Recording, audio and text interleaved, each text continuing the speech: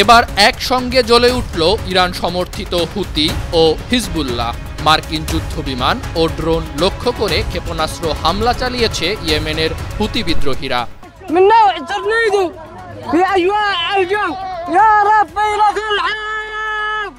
অন্যদিকে ইসরায়েল ও যুক্তরাষ্ট্রকে নতুন করে প্রতিরোধের হুমকি দিয়েছে লেবাননের প্রতিরোধ যোদ্ধা হিজবুল্লাহ। যুক্তরাষ্ট্রের যুদ্ধবিমান ও MQ-9 রিপার গোয়েন্দা ড্রোন লক্ষ্য করে ক্ষেপণাস্ত্র ছোড়ার বিষয়টি নিশ্চিত করেছে দুজন মার্কিন কর্মকর্তা।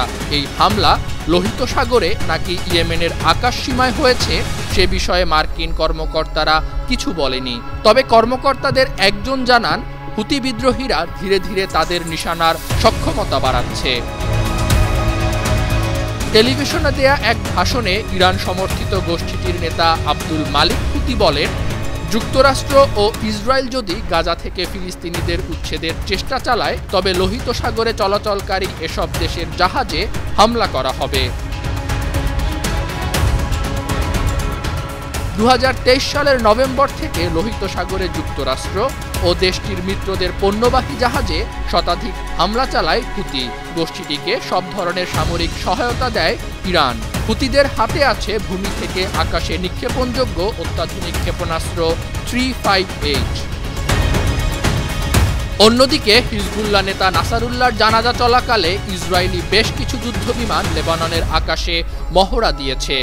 দেশটির রাজধানী বৈরুতের একটি স্টেডিয়ামে তাকে শেষ শ্রদ্ধা জানানো হয়। সেখানে উপস্থিত ছিল ইরানের পররাষ্ট্রমন্ত্রী আব্বাস আরাকচি।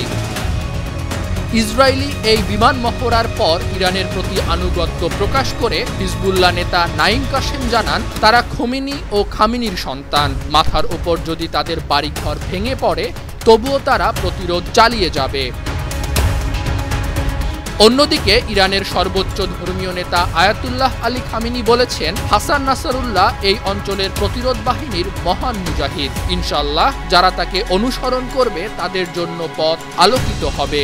মধ্যপ্রাচ্যে ইরানের প্রক্সি হিসাবে কাজ করে ইয়েমেনের বিদ্রোহী গোষ্ঠী হুতি ও লেবাননের প্রতিরোধ যোদ্ধা হিজবুল্লাহ। আন্তর্জাতিক ডেস্ক, বার্ন টিভি।